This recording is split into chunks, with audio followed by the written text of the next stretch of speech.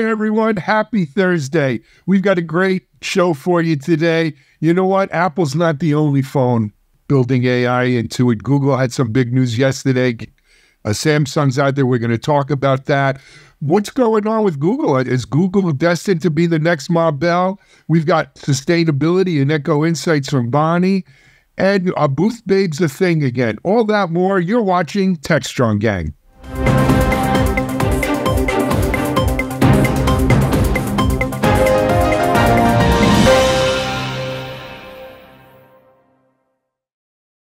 Hey everyone, good day to you. It's Alan Schimmel here. I'm actually remote today, out in the big country, Abilene, Texas, where I'm visiting my son actually. But we've got a full gang lineup and some really great topics to jump into today. Let me introduce you to who we've got going on. First of all, he was at the Google conference yesterday, and he's going to give us, his usual expert insight into things, voice of reason. It's our editor extraordinaire, John Swartz. John, welcome, and thanks for joining. Hey, hello. Hello, Ellen. Hope things are not too hot in Texas. Oh, it's hot here. Not as hot as Vegas was last week, but hot. God. Also joining us, if we've got AI on, he's a good person to have on it. He's got a great newsletter that goes out there. But he's done so much more than that. He's a regular gang member here with us. It's the first time I've been on with him in a couple of weeks, so it's good to see my good friend, Mark Hinkle. Mark, welcome. Thanks, Alan. Good to see you, buddy. Nice to see you. And then joining us from high up in the Rockies, where it's probably also pretty hot, he's our CTO. He's also a Futurum CTA, Mitch Ashley. Hey, Mitchell, welcome. Good day, everybody. AI. And then a first-time guest on the gang today, he runs Signal 6.5, which is the testing lab arm of Futurum, and they've been doing a lot of work around AI phones and a bunch of other stuff. He can tell us more about it. Ryan Shrout. Ryan, welcome to the gang. It's great to have you on here. Thanks for having me. First time. Looking forward to it. Thank you. And then joining us, holding the fort down back in our Boca studios, it is our Eco Insight Sustainability Editor Analyst, Bonnie Schneider. Bonnie, looking good. I'm not used to seeing you from this angle. I'm usually Thanks, right on your elbow there. Yeah, great to be here. Absolutely. And joining Bonnie, as always, batting cleanup, playing first base from the Bronx, our Chief Content Officer, Mike Vizard. Hey, Mike. Hope for me for the All-Star game. Right. Well, the All-Star game was 2 weeks ago, but next year. But anyway, so guys, I guess let's lead off with the Google story. There's a couple of Google stories, but let's lead off with the Pixel story, if you don't mind. Google had a I don't know if it was a press conference, but it had an event yesterday. John, I understand you were there. Why don't you kick it off? Yeah, it's kind of their press event. With apologies to my friends at Google, it's really the warm-up act for the Apple announcement, which I believe is going to be September 10th. That's the odds that it will happen then on their campus. So what Google did was they preempted the Apple announcement by announcing themselves AI capabilities for Pixel 9 line and then Android 15. I think Ryan and Mark probably can talk about the details of that. But from a bigger point of view, I'm thinking about it as Google's preemptive, again, warm-up act to Apple, in which they try to gain some sort of measure of publicity. And what they did was they brought out Jimmy Butler, of all things, although I don't have no idea what he has to do with AI, but it was a good photo op. He took a couple of photos, and they edited the photos through AI, which was kind of cool. But here's what Google really wants to do, is they want to gain more attention from their phones because they have about 1% of the worldwide phone market, far behind Apple and Samsung. In terms of the cloud, they want to boost the cloud through AI. And when it comes to search, we'll talk about that later. But AI is going to play a role in search, whatever that may be. We won't know for a couple of years in terms of whether search is part of Google or it's broken off. So again, it's an event. These happen all the time here. Apple set the bar, set the precedent when Steve Jobs used to do these. I'll just give you a little historical context. Long time ago, I went to the iPhone launch, 2007, January. It was around the same time as CES, which in a sense created this mass kind of craziness among reporters to go to the event. So I went to the event because my colleagues were in Las Vegas, And I ended up getting a demo from Jobs, who gave us an interview about this. And I always remember him saying, do you think this is going to really make much of a difference? And so now what we see is happening, these events, Samsung tried to do it. Samsung still does it. Google's trying to do it. They want to bring attention to the company. They want to market it. It's free advertisement, and it's effective. Although, again, the big one's coming in a couple of weeks. Ryan, I don't know if you want to jump in there and kind of go into some of the details, but what are the comparison points between these things that are out there?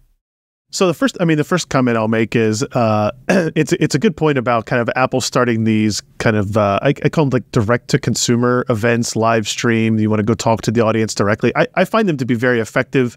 As somebody who was in technical media and press for years and years, it's an opportunity for Google to go talk about their product in a way that they get to go tell the message as opposed to reviewers. And it's good that the consumers will get to see both sides. I think the event itself, they announced 4 distinct devices: the Pixel 9, the 9 Pro, the 9 Pro XL, and then a Fold, 9 Pro Fold. So they got a plenty of new devices to go pre-order. I think they start shipping at the end of this month. I think the event went really well overall. There was one major demo snafu at the very beginning, the very first technical AI demo they did. I think it took 3 attempts for them to get it. It was the third time was the charm, right? Yeah. It was. I felt some emotional pain. Yeah, me too. Yeah, during it. Being in the era of, in the field rather, of kind of testing and comparing performance and experiences on these devices, the things that I look for on here are one, what cool new AI features did they discuss in debut? How do they compare to what other vendors in the market are doing, whether that be Apple or some of the custom Samsung stuff or what have you? And then, like, I get really geeky on the silicon, right? What do the chips do? What do they have? What's the performance? And there's still a lot of details that we still haven't gotten about the chips themselves, but all indications are that the Google Tensor G4, which is the name of the chip in the new phones, is not really a significant upgrade of any kind over the previous generation. So the G3 chip that was in the Pixel 8 Pro and the Pixel 8 family of products, and this G4, I think they've upgraded the ARM architectures, the ARM cores that they use in the SoCs, but it looks like there might be one fewer of them than there were the previous generation. They're still calling out that the AI coprocessor built in the SoC, the Tensor unit, is still a 3rd-gen TPU, the same as the previous generation. So they didn't talk much about speeds and feeds. They had some claims, 20% better browsing performance. I think they said up to 20% better battery life. But when it came to AI performance, as an example, they talked about 45 tokens per second, industry-leading 45 tokens per second, which is kind of a nonsensical way to talk about performance without a whole lot of other context, right? Like what model you're running, what's the precision rate you're running it at, what's the usefulness of that. So it's hard to compare that to anything else on the market, which is, again, obviously what I'm trying to pay attention to. How does this compare for on-device AI processing relative to other phones and tablets? But otherwise, I thought some of the features were really interesting and compelling to compete against what Apple Intelligence is trying to do as of this last couple of months. Usually we think of these things, and as we're framing it here, in terms of Apple versus Google, Android versus iPhone. Ryan, you recently did a report over at Signal 65 on the latest AI Galaxy Samsung phone, right? So now and usually Google, my take, and I'm not as sophisticated probably as the both of you guys are on this, but usually Google kind of sets the bar and then Samsung fills it in, if you will. But how does this Google announcement yesterday compared to the actual real testing you did on the Samsung? It's a great question. I think what Google tends to do is, so they control the operating system. They control, for the most part, kind of what cloud AI capabilities exist for the most part for this particular segment. but they have not been traditionally a local compute on the device leader in almost any way, right? If you look at CPU performance, GPU performance, and AI processing. So the report that we did obviously didn't use the Pixel 9 devices. It was a Pixel 8 versus a Galaxy S24 Ultra. And what we found was if you looked at local AI inference on the device itself, the Samsung device that uses a Qualcomm Snapdragon SoC was, anywhere from 3 to 7 times faster in a lot of tests. And that's a combination of both, SoC selection and kind of what your AI processing capability is on the chip itself, and also the software integration and kind of the frameworks and how the operating system operates kind of with those models and the hardware itself, I think is really a huge part of it that people don't really give enough credit to. So Qualcomm and Samsung had spent a lot of time optimizing the software stack, this QNN, Qualcomm Neural Network API. Google still is dependent on this NN API that they have, this neural net API that's a little bit outdated, long in the tooth, doesn't see the performance benefits. And so if you look at, cloud-based AI functions, things that are going up into the, using your network, they're going to be roughly about the same across any of those devices. Things that are using local processing, it gets a lot more interesting. And if you look at what they announced yesterday or this week, the Pixel 9 devices have some more local things happening, image generation, kind of local screenshot searches, and things like that are going to need more local processing. So it'll be really interesting to see how those kind of compare across devices later this year. I think also when you mentioned the local processing, that's also key because that's a factor in keeping it more energy efficient. So it's interesting that the 9 is putting out that they're doing more local processing, and also that it comes to photos, because Google's known for I've been a Pixel user for a long time. They're known for photo editing and different types of capabilities. I think that draws in the user. Yeah. And I think that local it's going to be interesting to see kind of how the phone vendors and the Android operating system really kind of go about dividing that workload, right? How much of it is going to happen in the cloud? How much of it happens locally? How much of it requires a newer device to even run? The same thing is same debate happens in the Windows world with the Copilot Plus kind of initiative that they've been pushing. So, it's going to be interesting when Apple announces the iPhone 16 in September and the AI capabilities. One thing in the back of my mind, and I'm kind of foreshadowing the next segment, is Apple's been backpedaling a little bit in terms of AI development, especially in Europe. It'd be interesting to see how they might be compromised and going forward, how much of an impact AI really has on phones. I think we kind of talked about this earlier, Alan, this idea that are they really going to be the selling point? And with some regulatory pressure, especially from Europe, it'd be interesting to see how these companies thread the needle. Well, clearly they're building in the horsepower. Apple, Google, Samsung, they're building in the horsepower. The question I always have for these things is there a killer app that's going to drive it? And, Mark, I'll throw it out to you. I mean, do we need this much AI horsepower in our phones? What are we going to do with it? Yeah, the way I look at it is I think that the phones outside of the iPhone are a commodity. The ability to deliver high bandwidth is a differentiator. And then the interface is a differentiator. So when Apple came out with Siri, everybody talked to Siri. People's kids asked Siri questions. But after the sort of honeymoon period, we found out it wasn't that great. So I think that what the killer app is and the things that I'd be interested in is how well the AI helps with the interface. So just imagine right now, you don't have the ability to control many apps on your iPhone via Siri because of permissions, but I think that's going to change. So it's going to be more of an action model. Also, I've found the killer app for me in AI on my phone is using the multimodal capabilities. So this is Google's Gemini to take pictures. And for example, I was on vacation. We rented a boat. I wanted to see how to add my phone to the interface. I took a picture of the stereo on the boat, and it gave me the directions. That's a leap, and that's probably more around search and actually contextual information. I think that's always going to be network and remotely bound. So the two things that are really interesting to me about AI on the phone is that ability to have AI create more robust interface where I can talk to it or even type to it, but get an answer rather than diving into apps.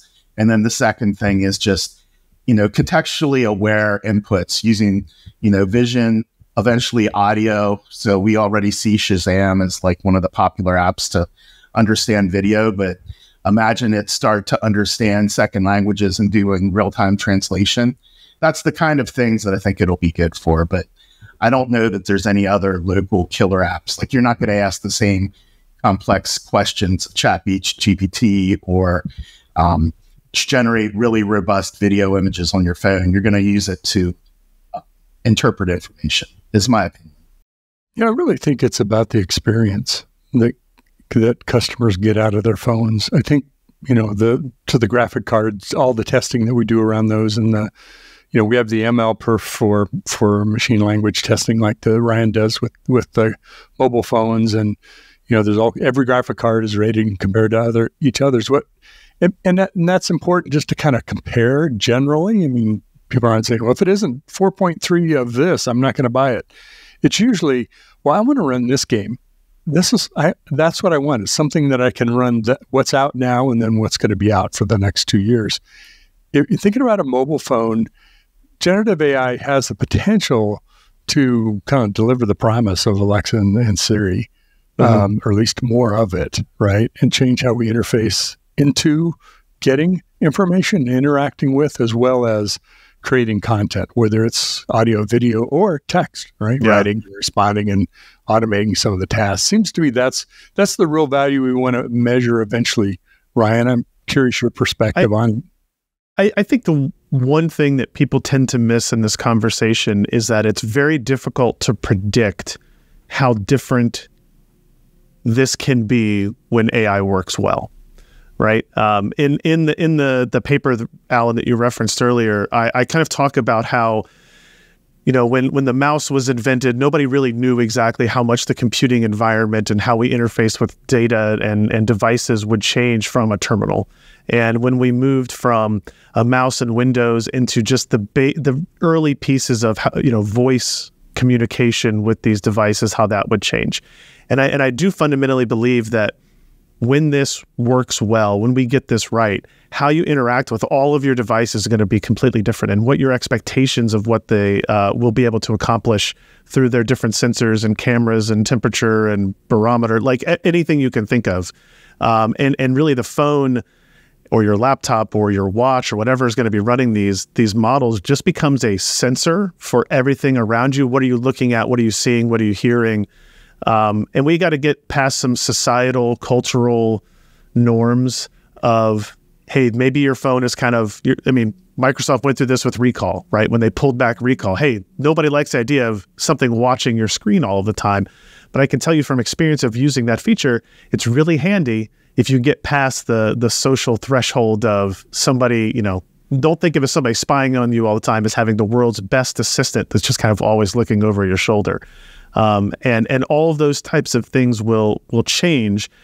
And all we're measuring right now is how can you do the existing things that you were already used to doing a little bit faster or a little bit more creatively. And there will be some wow moment, sort of like ChatGPT was, that sparks us to the next step. I have a question. Where do I find this paper, Ryan? Because I'm not sure everybody watching this knows exactly where to go. Great question. If you go to signal65.com, it's right there on the homepage. You can see the report that looks at Galaxy AI capabilities and kind of some comparisons there. Like I said, it's comparing the Pixel 8 device versus the S24 Ultra, both existing platforms out into the world. Once the Pixel 9 and whenever Samsung decides to do their next announcements, it'll be really interesting to go back and kind of take a second look. Can I ask a dumb question? Am I ever going to get a thumb wheel back? No, I don't think so. No, you're going to have to verbally say, scroll down, scroll down, scroll down. Keyboard from the BlackBerry keyboard. Hey, Ryan, I got a quick question. A lot of people out there are like me. I don't look at the notes. I just what Signal 65 is Signal, the word Signal, and then the number 6, number 5.com. Correct. Yes. SIGNAL 65.com. Yes. Cool, man. Right. Hey, you know what? Whether we like it or not, we're getting AI in our phones. And here's another lesson I've learned in life and the internet. If you build capability in there, someone will figure out what to do with it. So we may not know what that killer app is as we sit here today, but someone out there does, or someone out there will. And whether it's a new thumb wheel or something else, I'm sure we're going to find some great uses for all this capability. So exciting times indeed. We're going to take a break here on Techstrong Gang. Ryan, I think you're going to hop. I want to thank you for coming on here for your first time, and don't be shy and keep up the great work at Signal 65. Thank you very much. Happy to come back anytime. Right. All right, we're taking a break. You're watching Techstrong Gang.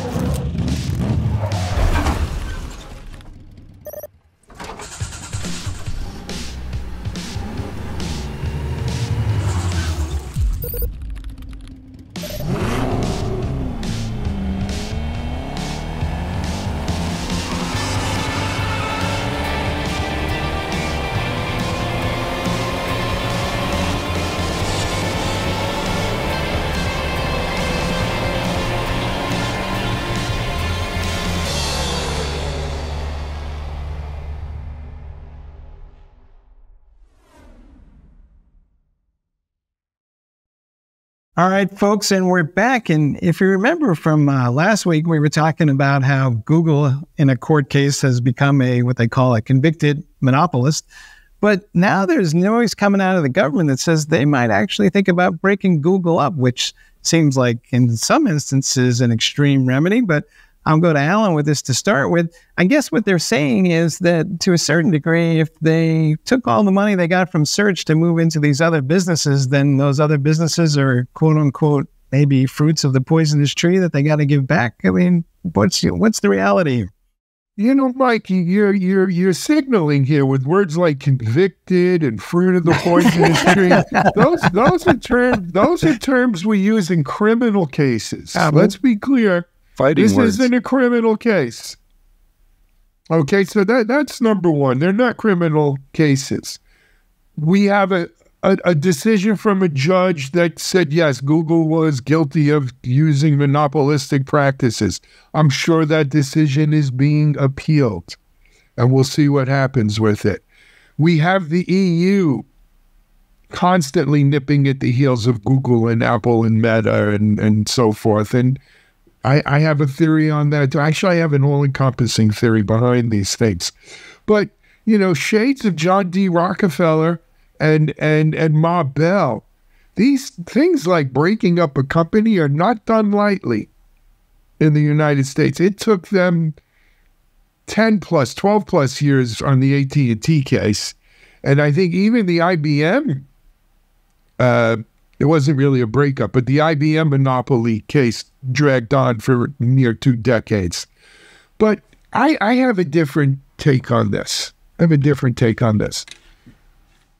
The way I view it, we exist in a worldwide economy where nation states wage war for supremacy. Money talks. And the United States of America, we're on this show because of what we've done in technology. We invented the internet, right? To borrow a phrase from Joe Biden, we're the United States of America.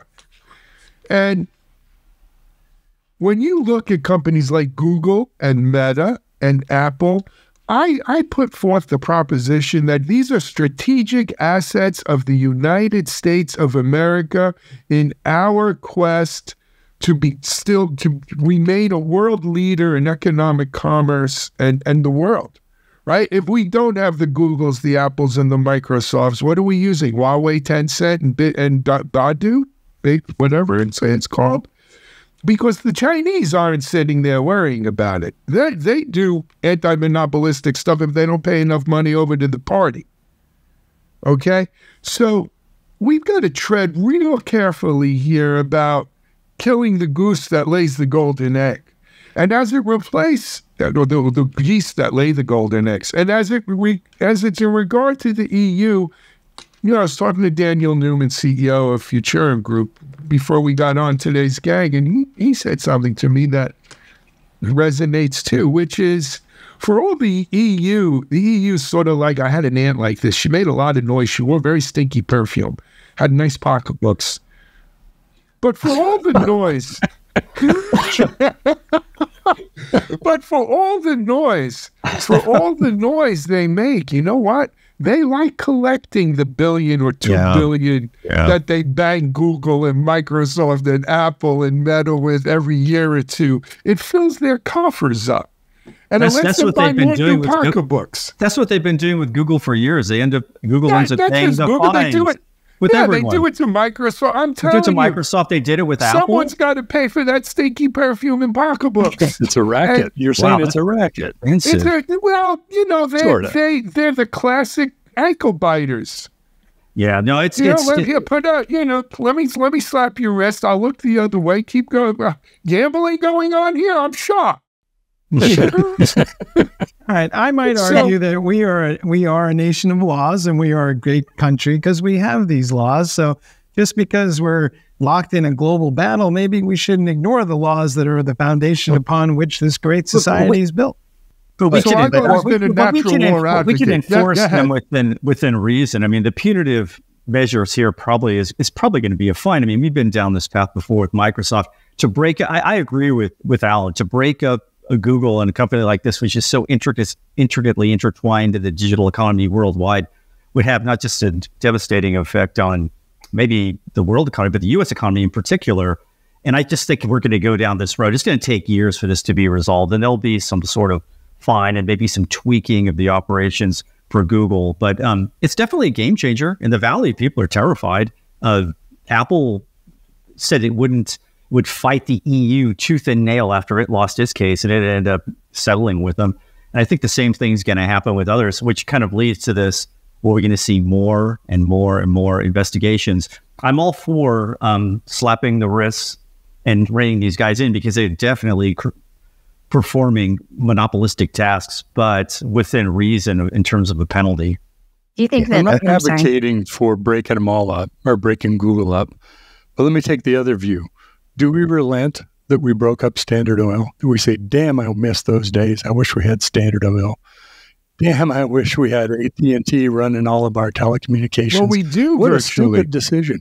Now, I mean, think about how that exploded the market, at least for AT&T, of telecommunication services and what that ecosystem looked like. That would have never happened without breaking up AT&T. So I'm not saying we have to break everybody up, but there's a whole upside to it as well. And I don't think any of those companies are so precious we don't want to mess with them. I strongly disagree with that. If they're doing things they shouldn't be doing, let's stop it. We need competition in the market, and they wield a lot of power, whether it's in the government and Congress or whether it's in the marketplace. And somebody has to watch out for that and help everyone else to compete in those markets. So I'm not for hands off, folks. Well, there's all this irony. This will be the last thing I'll say about this. There's a certain sense of irony the Obama administration embraced, and they loved big tech. Then, ironically, it was in June 2019 when the then Trump administration went after tech on the grounds, and it was very vindictive actions on the grounds that it was censoring the hard right views, but then they kind of looked at it from an antitrust point of view. Now, ironically, we have all these tech billionaires lining up behind Trump for tax breaks and hopefully, dismantling the Justice Department. It's all very kind of political too for me, in a certain sense, a certain kind of cynical viewpoint of mine. So I want to just throw that out there. Yeah, and actually it is political. So what Google was lost on was violation of the Sherman Act. And going back to Alan's stinky perfume, the Sherman Act was not an act to for the good of the people. It was an actual fight between Tim Sherman of Ohio and the rep from Michigan who cost him the presidential election or nomination. So he was trying to make sure that tariffs were high, but they wanted to make sure that there was no incentive for local companies to jack up prices. But at the end of the day, I think Greenspan hit this in the 90s really well. And it's antitrust is, if we didn't have these companies, like to just debate Mitch's point, if it wasn't for Bell Labs and Lucent and all those things, would we even have the telecom infrastructure that would advance as quickly as it did? So there is a cost to a lot of these things by not having, by over-regulating. We might be missing out on things that wouldn't happen. We may not have, large language models from Meta without, more laissez-faire policies. We may not have good global search without letting Google do what they did. So there is an argument that there is a cost if you overregulate. And I think the worst people to actually create laws around technology are legislators. I mean, GDPR is a prime example. I have carpal tunnel from clicking cookie warnings all day.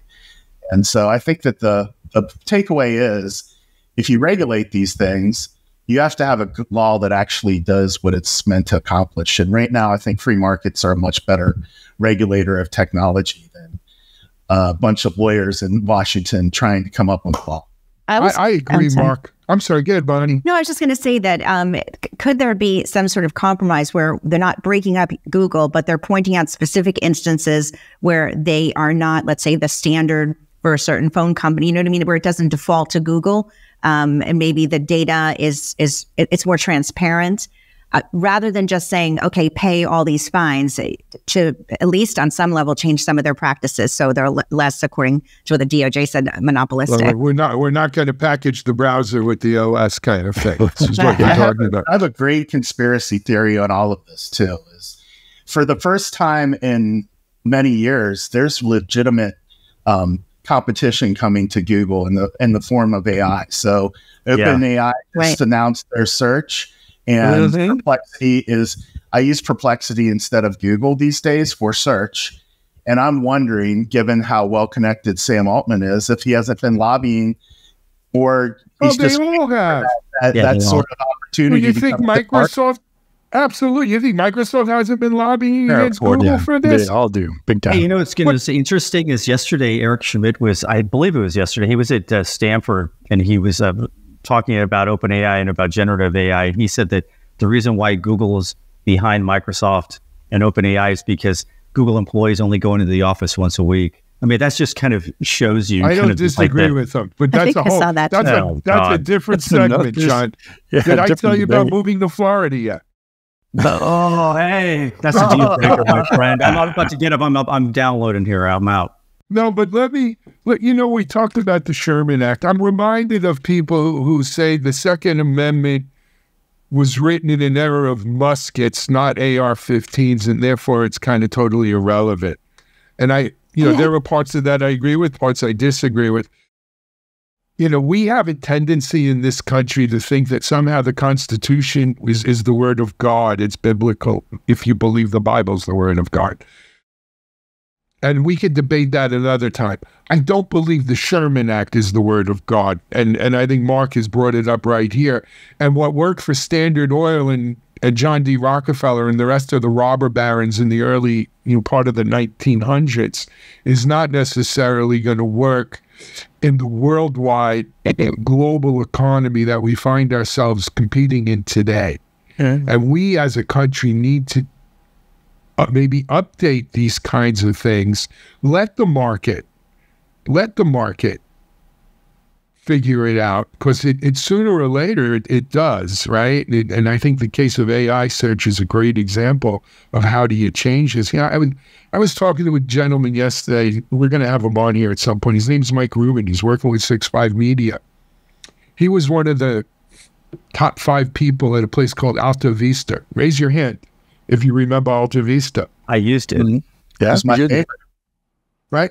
Yeah. Alta Vista was going to be the search engine of the internet. I mean, they had everything lined up. And, if you would have asked the bookies in London, who's going to rule the roost, it was Alta Vista. And, of course, it didn't work out that way, right? So the market has a way of righting itself, I think. Well, let me get back to that point about the AI competition, right? If Google adds AI to its existing search engine capabilities and then has these licensing agreements wrapped up with all these other vendors, then how is anybody going to find these other applications that you're talking about people using? Because they'll just default to what they already have when the AI is part of the existing search engine interface. That's a great point, Mike. When Google came out with AI search, the first 2 weeks, 85% of search results had AI.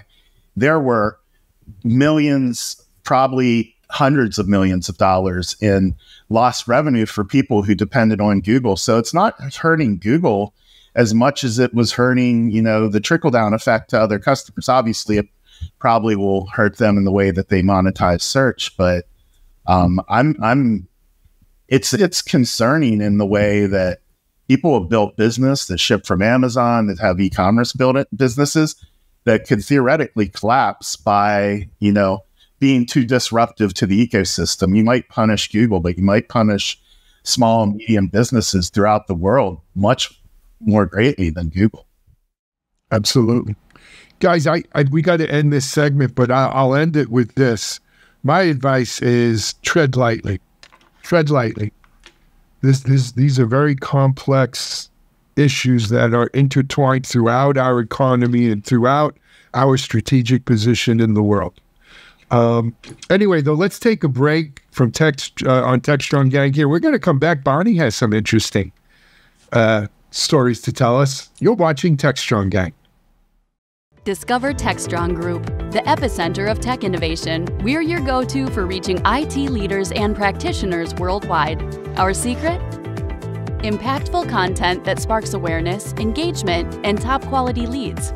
With us, you'll access editorial websites, streaming videos, virtual events, custom content, analyst research, and more. Join our satisfied clients. Let's revolutionize your tech journey. Contact us today and tell your story to the world in the most powerful way with Techstrong Group.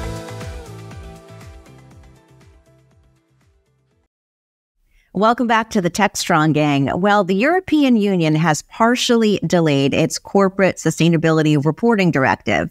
What does that mean and who's impacted? I decided to take a closer look. Hi, I'm Bonnie Schneider with your EcoTech Analyst Insight. News from Europe. The EU's Corporate Sustainability Reporting Directive has been partially delayed from 2024 to 2026. The extended timeline solely for sector-specific reporting means it's tailored to different industries. Does this also mean that organizations can relax their efforts? Well, the answer is no.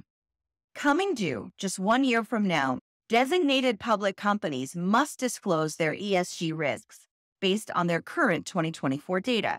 Who's impacted? Well, companies headquartered in the EU and those outside with major operations in the region. If you're wondering, are businesses prepared for this transformative shift? A recent PwC survey says yes, they are, but they do face challenges. PwC polled hundreds of executives and senior professionals across over 30 countries. Their findings?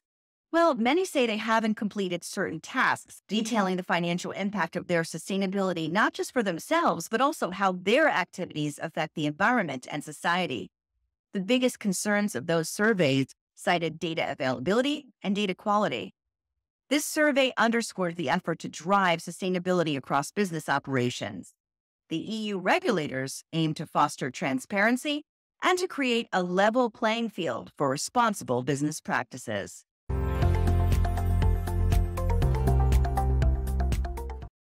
So the sector-specific delay that we were speaking of that's now going to be reported on from 2025 data for 2026, what does that mean? Well, one of the big factors is technology as a sector. That means there's going to be new rules, not only for the general ESG reporting I spoke of in the video, but also sector-specific, like tech, like healthcare, different industries are going to have even more details. So I think the issue of ESG and carbon accounting and different areas of this type of reporting, the demand for understanding this is only going to grow. And of course, the EU regulations are definitely more strong than what we have in the US, but California is also putting out some of its own regulations, and any global company that does business in the EU is also impacted. So it impacts more people than you think, and this was only going to grow as we see not only the general specifications, but the sector-specific ones that are coming next year that we're going to have to keep track of. I gotta wonder, is this the first in an ongoing series of delays? Because, the history of these bodies and bureaucrats is that, somebody sends them a memo and they go, oh, we didn't think of that. And then we're like, oh, well, let's add another year to this thing. That's exactly what happened. That is why there was this delay. This wasn't supposed to happen where we're going to have the sector-specific delays. But people said, well, my reporting for technology is going to be different than somebody in healthcare. So that is why they're going to, I would imagine, defer to experts in those sectors to iron out. It is all new, and that is why there's the current delay. But keep in mind, for 2024, people are gathering their data because that is going to be the generalized reporting is due next year for the EU. To be a little cynical, Alan, do you think somebody might be paying their lobbyists to raise an objection every 4 or 5 months or so and just delay these things forever? You know what? But there's enough lobbyists to go around and pay it the other way. As we spoke about in the last segment, right? It's kind of the stinky perfume on the ant story, right? These people. What was your aunt's name, by the way? Excuse me? What was your aunt's name, by the way? It was Aunt Irene. God rest her soul. She was a beautiful person. But stinky, yes. No, the perfume was stinky. She wasn't. Sorry. And she wore a lot of costume jewelry. She liked costume jewelry. None of it was real, but like very gaudy costume jewelry with loud, big pocketbooks. Right. Well, we're painting a picture here. Yeah. Huh? Yeah. And she had, like, from wearing those big costume earrings, her earlobes kind of were like, like elongated, like an Amazon rainforest Indian or something. This was back when we didn't know how to spell sustainability, right? Right, exactly. Wow. I'm not sure we fell off the path into the Amazon, but okay. I'm sorry I took us down there. Mike, back to you. Can I just I'll just throw something out? So I'm just going to go at this from a big tech point of view. And again, it kind of goes back to the last segment. These companies willingly and voraciously go after as many markets as they can. They choose to do this, so they find themselves facing all sorts of regulations and rules that apply to things like healthcare, the retail, what have you, transportation. So in a sense, they kind of, if they want to run the world, they have to also face some of the consequences in running it. Mark, let me come to you here for a minute. So we talked about AI in the last couple of episodes. Sorry. Should we be tracking like how much energy each of these little tokens that were inputs and outputs that we're creating with AI? And, is it really worth the amount of carbon being generated so I could write a better email? Yeah, I think it is a good metric to have some kind of energy usage per token so that we understand, because when I pick up my phone and type something into OpenAI, there's a cognitive disconnect. If we knew what we were doing, we could make better choices. I don't think we will, because that's just the nature of human beings when nobody's watching. But I do think it gives us a better, North Star of where our goal should be as an industry, so that, technology companies like OpenAI, like NVIDIA, like AMD and Intel are like striving for a goal and not just performance at any cost. I mean, there's a reason why we have, MPG on our cars, because we want to know how fuel efficient it is. We should probably, given the impact of this stuff, have that same kind of awareness. Whether or not we drive more or less or makes a difference, but at least you can make an informed decision. It's interesting. In the study that I cited in the video of the executives that were interviewed, many of them first said, yes, they're ready. And then when they started getting into the details, well, not quite. The biggest challenge that they faced was data, gathering accurate data, sorting the data, and being able to account for, let's say, AI energy use and things like that. So that seems like a big challenge going forward. And it could open up innovation opportunity for companies that can help, third parties to help them do that. Well, I'll tell you who cares about this a lot and regularly yells at me about it. It's my kids.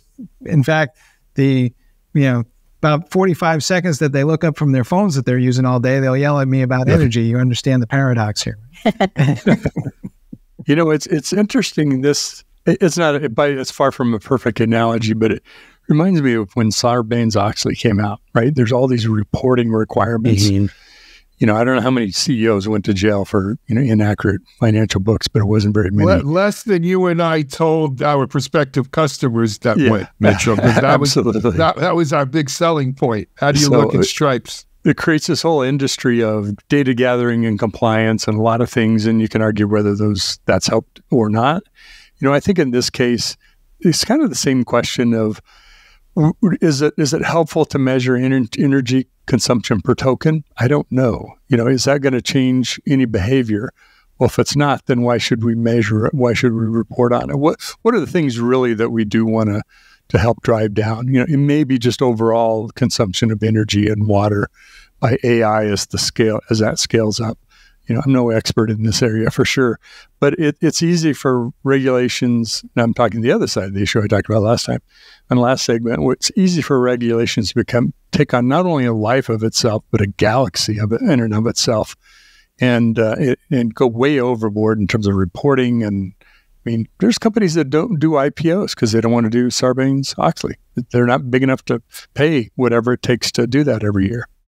That's a really good point, is the regulatory overhead that is the reason, and it's happened here recently for Amazon and Google with their reverse acquisitions, because M&A from the Adobe Figma scared people away from trying to do M&A. So Google acquired the license and the talent from Character AI, but they didn't acquire the company. And the same thing for Amazon did the same thing a few months back. And it's a danger of, you want a fair and level playing field, but if you do not have a regulatory environment that allows for that, it's going to cause a mess.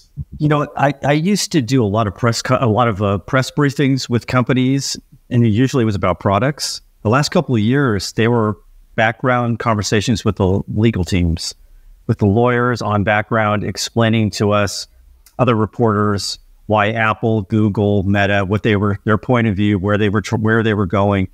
That was as integral to them as the actual products themselves. It's become almost a necessity.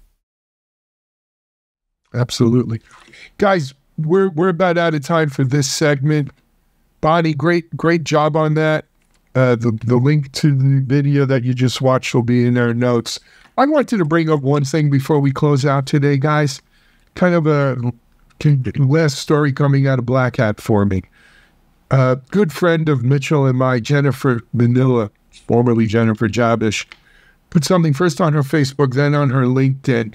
Evidently, there was a reception at Black Hat, not part of official Black Hat, a private reception by the Cyber Risk Initiative, which is kind of the CISO Council, if you will, of Cyber Risk Alliance. They put on a lot of events through the year for CISOs.